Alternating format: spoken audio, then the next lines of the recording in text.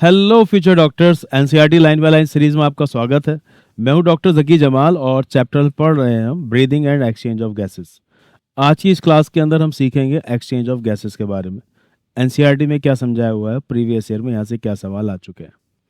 9th-10th class से आप ये बात सुन रहे हैं कि the primary site for the exchange of gases is alveoli. तो ऑक्सीजन और कार्बन डाइऑक्साइड का आदान प्रदान होता है at the level of alveoli. Alveoli में जब ये ऑक्सीजन पहुंचती है वहां से फिर ये ऑक्सीजनेटेड ब्लड में जाती है और वो ऑक्सीजनेटेड ब्लड इस ऑक्सीजन को तमाम बॉडी सेल तक पहुंचा देता है।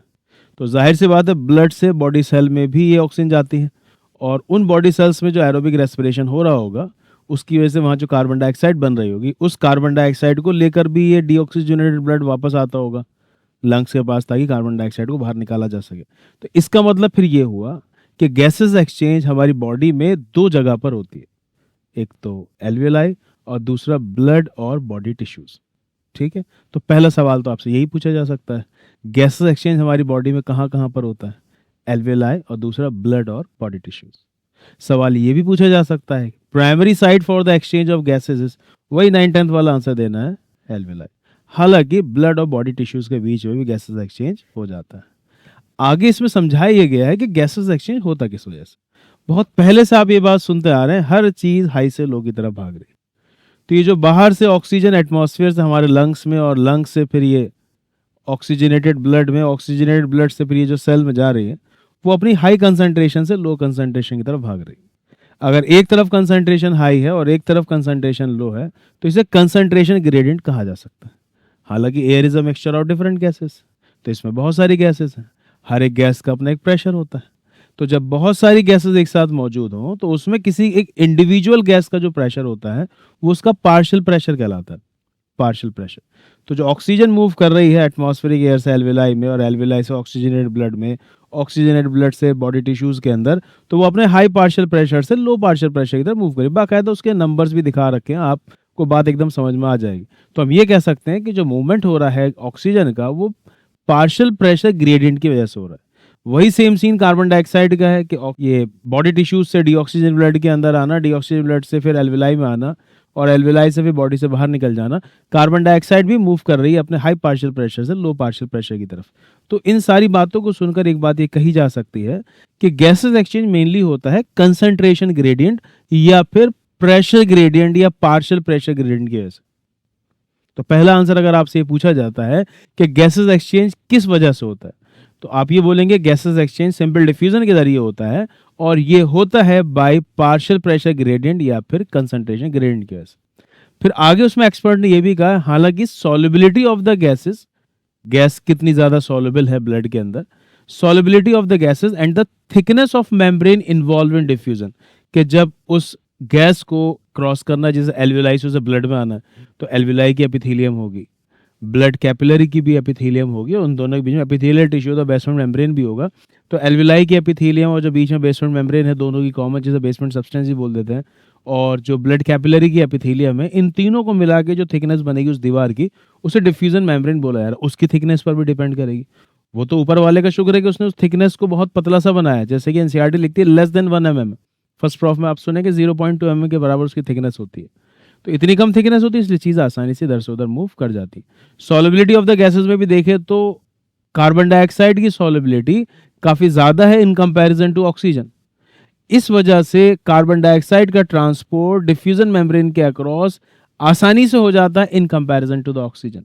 यानी और इसको ऐसे भी कहा जा सकता है, प्रीवियस ईयर में सवाल भी आया है कि कार्बन डाइऑक्साइड का ट्रांसपोर्ट ब्लड को ज्यादा आसान पड़ता है इन कंपैरिजन टू ऑक्सीजन, क्योंकि कार्बन डाइऑक्साइड की सॉल्युबिलिटी ज्यादा होती है, तकरीबन 20 से 25 गुना। तो एक बार देख लेते हैं एनसीईआरटी में कैसे बताया गया। Alveoli are the primary sites for the exchange of gas, इसी लाइन से बहुत बार सवाल आ चुका है।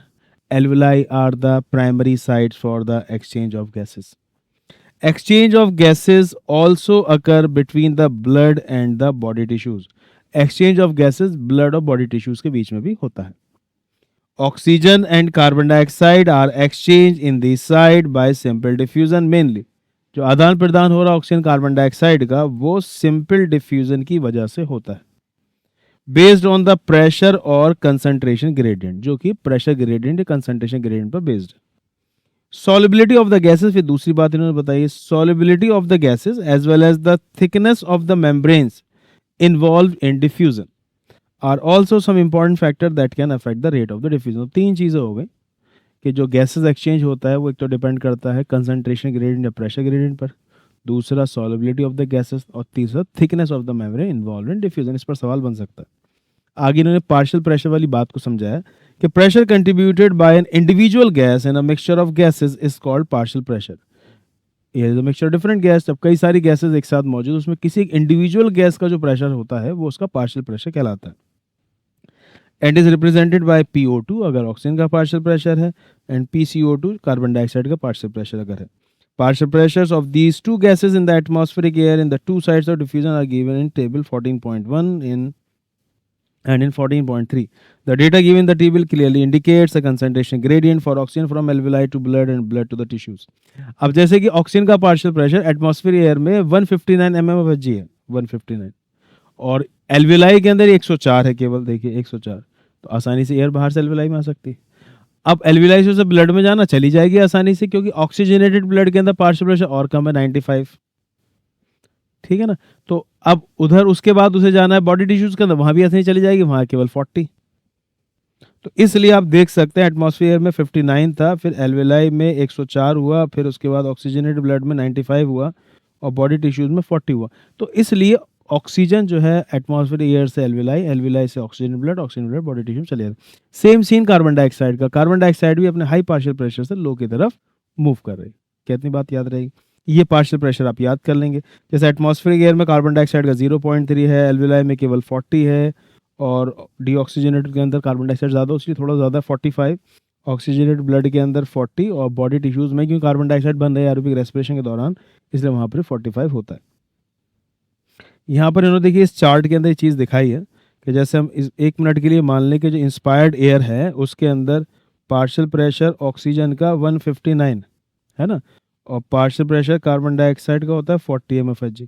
अब बाहर 159 है और एल्वेलाई के अंदर कितना है 104, और ये जो ऑक्सीजन ब्लड होगा वो सिस्टमिक आर्टरीज के अंदर होगा, तो सिस्टमिक आर्टरीज के अंदर देख सकते हैं 95 है, और बॉडी टिश्यूज़ के अंदर केवल 40 रह गया।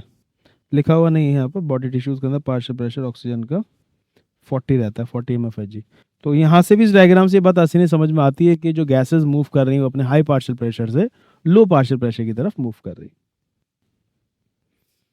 आगे देखते हैं क्या समझाया गया एनसीईआरटी में। is present for CO2 opposite direction from tissues to blood to the as the solubility of carbon dioxide is 20 से 25 टाइम हायर। कार्बन डाइऑक्साइड की सॉल्युबिलिटी ब्लड के अंदर इन कंपैरिजन टू ऑक्सीजन 20 से 25 गुना ज़्यादा होती है।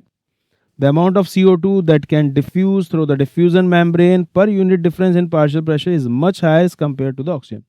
तो इसी डिफ्यूजन मेम्ब्रेन के अक्रॉस ये जो एल्वेलाई से ब्लड में जाना होता है ज़्यादा तेज़ी से भाग जाती है carbon dioxide in comparison to oxygen, क्योंकि कार्बन डाइऑक्साइड की सॉल्युबिलिटी ब्लड के अंदर 20 से 25 गुना ज़्यादा है। तो इसको ऐसे भी प्रीवियस में पूछा गया है, तो ब्लड को ज़्यादा आसान पड़ता है transport of carbon dioxide in comparison to transport of oxygen.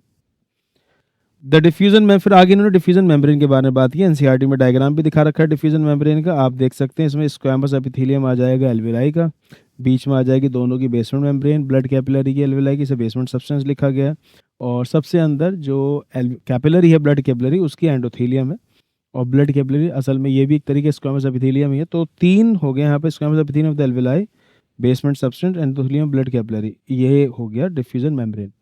इस तीनों को मिला के जो थिकनेस है 1 mm से भी कम होती है।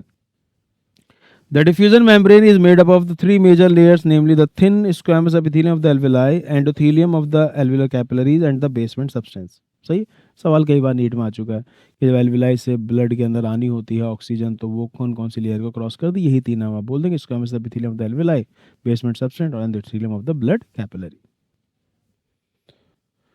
Composed of the thin basement membrane supporting the squamous epithelium and the basement membrane surrounding the single layer endothelial cells of the capillaries in between them. However, its total thickness is much less than a millimeter। जो total thickness है इसकी 1 millimeter से भी कम होती है।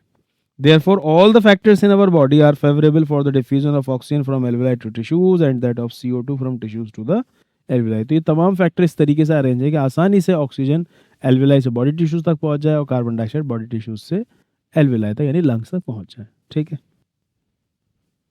Next topic हमारा transport of gases. दो ही gases हैं जिनके ट्रांसपोर्ट के बारे में बात चल रही है, ऑक्सीजन और कार्बन डाइऑक्साइड।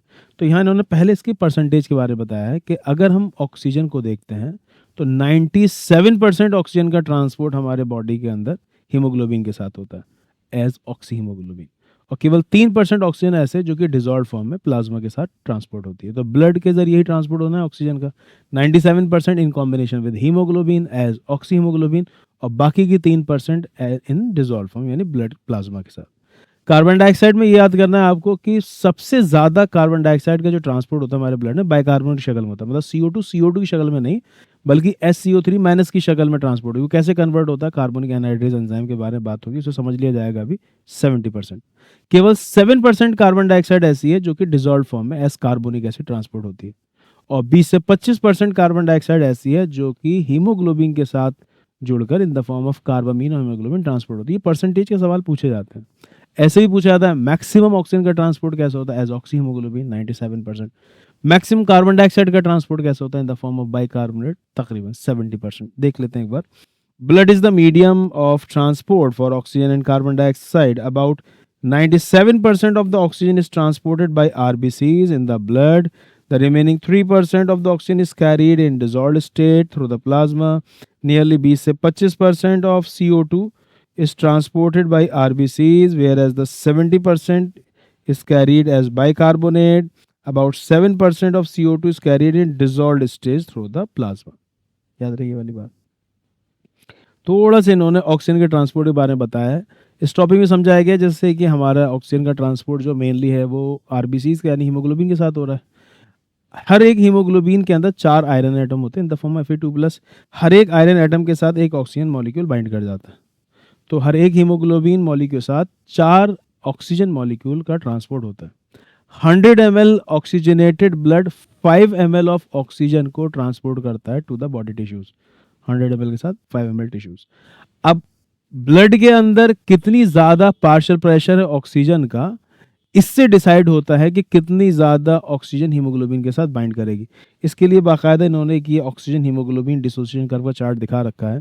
इसमें बाकायदा स्टडी हुई है कि जब पार्शियल प्रेशर जितना ज्यादा होगा ऑक्सीजन का उतनी ही ज्यादा ऑक्सीजन हीमोग्लोबिन के साथ बाइंड करती है। अलग अलग पैरामीटर में देखा कि अगर 25 से 27 mmHg है पार्शियल प्रेशर, मान ले तो यहाँ कहीं होगा 20, ये 30 है तो इस जगह कहीं होगा 25 से 27 mmHg अगर पार्शियल प्रेशर है तो तकरीबन 50% हीमोग्लोबिन सैचुरेट हो जाता है। अगर यही पार्शियल प्रेशर 40 पहुंच जाता है तो परसेंटेज सैचुरेशन पहुंच जाता है तकरीबन 75, और यही पार्शियल प्रेशर अगर आप 100 से ऊपर बढ़ा दें तो परसेंटेज सैचुरेशन तकरीबन 97-98 तक पहुंच जाता है। कभी भी 100% हीमोग्लोबिन सैचुरेट नहीं होता है। अब इसमें इन्होंने बताया कि अगर ब्लड के अंदर ऑक्सीजन का पार्शियल प्रेशर बढ़ता है तो ये जो ग्राफ है शिफ्ट हो जाता है टुवर्ड्स लेफ्ट। तो यहाँ से एक सवाल बनता है कि oxygen haemoglobin dissociation curve left की तरफ कब शिफ्ट होता है, तो अगर पार्शियल प्रेशर ऑक्सीजन का बढ़ता है तब, और अगर ऑक्सीजन का पार्शियल प्रेशर घटता है तो ये ग्राफ शिफ्ट हो जाता है टुवर्ड्स राइट। अब यहाँ से फिर सवाल बन जाते हैं कि अगर oxygen haemoglobin dissociation curve shift होता है टुवर्ड्स लेफ्ट, है ना, शिफ्ट होता है टुवर्ड्स लेफ्ट, तो ये क्या शो करता है, तो आप बताएंगे ये शो करता है फॉर्मेशन ऑफ ऑक्सी हीमोग्लोबिन, यानी ज़्यादा ऑक्सीजन हीमोग्लोबिन के साथ बाइंड हो रही है। और अगर ये ग्राफ शिफ्ट होता है टुवर्ड्स राइट, अगर ये ग्राफ शिफ्ट होता है टुवर्ड्स राइट तो ये शो करता है dissociation of oxygen from haemoglobin, dissociation of oxygen from haemoglobin. अब कितना हीमोग्लोबिन के साथ ऑक्सीजन बाइंड करेगा ये मेनली डिपेंड करता है पार्शियल प्रेशर ऑफ ऑक्सीजन पर। ये सीधा सीधा सवाल नीट एग्जाम में आ चुका है। हालांकि कुछ और फैक्टर्स भी हैं जो कि इस बाइंडिंग में इंपॉर्टेंट रोल प्ले करते हैं, जैसे कि अगर पार्शियल प्रेशर ऑक्सीजन का बढ़ता है तो शिफ्टिंग हो जाती है लेफ्ट की तरफ, यानी ज़्यादा ऑक्सीजन हीमोग्लोबिन के साथ बाइंड करेगी, या फिर पार्शियल प्रेशर कार्बन डाइऑक्साइड का कम हो, या फिर हाइड्रोजन आयन कंसंट्रेशन कम हो, या फिर बॉडी टेम्परेचर कम हो। तो अगर ऑक्सीजन बढ़ जाए या बाकी सब घट जाएं तो ग्राफ शिफ्ट हो जाता है टुवर्ड्स लेफ्ट, यानी कि ज़्यादा से ज़्यादा ऑक्सीजन हीमोग्लोबिन के साथ बाइंड करती है। इसका उल्टा ये है कि अगर पार्शियल प्रेशर ऑक्सीजन का कम हो जाए या पार्शियल प्रेशर कार्बन डाइऑक्साइड का बढ़ जाए, हाइड्रोजन आयन बढ़ जाए, या फिर बॉडी टेम्परेचर बढ़ जाता है, फीवर आ जाता है, इन सब कंडीशन के अंदर ग्राफ शिफ्ट हो जाता है राइट की तरफ, यानी कि डिसोसिएशन होने लगता है ऑक्सीजन का हीमोग्लोबिन के साथ।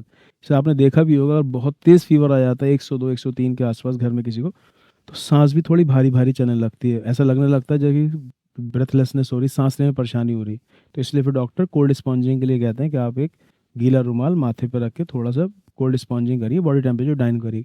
बॉडी टेम्परेचर डाउन करते हैं तो फिर बंदा थोड़ा नॉर्मल सा फील करने लगता है, क्योंकि अगर बॉडी का टेम्परेचर बढ़ता है तो ऑक्सीजन हीमोग्लोबिन से अलग होने लगती है, ऑक्सीजन का ट्रांसपोर्ट कम होने लगता है, इसलिए फिर सांस लेने में परेशानी होने लगती है। ठीक है, एक बार देखते हैं जरा एनसीईआरटी में कैसे इस टॉपिक को इन्होंने समझाया है। Hemoglobin is a red color iron containing pigment present in the RBCs. Oxygen can bind with hemoglobin in a reversible manner to form oxyhemoglobin. मतलब ये bind कर भी सकता है और अलग भी हो जाता है। Each hemoglobin molecule can carry a maximum 4 molecule of oxygen. बहुत बार ये सवाल पूछा गया है। हर एक hemoglobin molecule 4 ऑक्सीजन molecule को कैरी करता है। Binding of oxygen with hemoglobin is primarily related to the partial pressure of oxygen. ये सवाल भी कई बार पूछा गया कि जो बाइंडिंग होती है ऑक्सीजन की हीमोग्लोबिन के साथ, वो मेनली डिपेंड करती है पार्शियल प्रेशर ऑफ ऑक्सीजन पर। Partial pressure of carbon dioxide, hydrogen ion concentration and temperature are other factors which can interfere with this binding. है ना, बात हो रही थी, इसके अलावा ऑक्सीजन है मेन, उसके अलावा partial pressure of carbon dioxide, hydrogen concentration और body temperature. A sigmoid curve is obtained when the percentage saturation of hemoglobin with oxygen is plotted against the partial pressure of oxygen. Body में अलग अलग जगह पर partial pressure oxygen का अलग अलग है, आपने भी ऊपर डेटा देखा था। अगर उसे प्लॉट किया जाए और कितना परसेंट ऑक्सीजन हीमोग्लोबिन के साथ बाइंड कर रहा है, तो हमें ऐसा एक सिग्मॉइड कर्व मिल जाता है। तो ऐसे एक सवाल पूछा जा सकता है कि ऑक्सीजन हीमोग्लोबिन डिसोसिएशन कर्व कैसा होता है, तो आप बोलेंगे सिग्मॉइड या फिर एस शेप। ठीक है, and is highly useful in studying the effect of the factors like the partial pressure of carbon dioxide, hydrogen concentration on binding of the oxygen with hemoglobin. फिर उन्होंने 3 बताया, तो एक एल्वेलाई का और एक बॉडी टिश्यूज का। In the alveoli there is high partial pressure of oxygen, carbon dioxide कम है, हाइड्रोजन कम है और टेम्परेचर भी कम रहता है। The factors are all favourable for the formation of oxy haemoglobin. तो इस जगह पर ऑक्सी हीमोग्लोबिन का फॉर्मेशन होगा ज़्यादा। वेयर बॉडी टिश्यूज़ के अंदर ऑक्सीजन कम रहती है, कार्बन डाइऑक्साइड ज़्यादा रहेगी, हाइड्रोजन कंसंट्रेशन ज़्यादा रहेगा, बॉडी टेम्परेचर ज़्यादा रहेगा, और ये तमाम कंडीशन रिस्पॉन्सिबल हैं for dissociation of oxygen from the haemoglobin. ठीक है, this clearly indicates that the oxygen gets bound to haemoglobin in the lung surface and gets dissociated at the body tissues. बात समझ में आ रही है एकदम क्लियर। एक और डेटा याद करने के दिया है कि every 100 ml of the oxygenated blood can deliver about 5 ml of the oxygen to the tissues under normal physiological condition। तो ये लाइन कई बार पूछी गई, 100 ml ऑक्सीजनेटेड ब्लड कितना ml ऑक्सीजन डिलीवर करता है बॉडी टिश्यूज़ का, तो आप बोलेंगे 5 ml ऑक्सीजन को डिलीवर करता है 100 ml ऑक्सीजन ब्लड। ठीक है, जल्दी मिलते हैं अगले वीडियो के अंदर। Best of luck.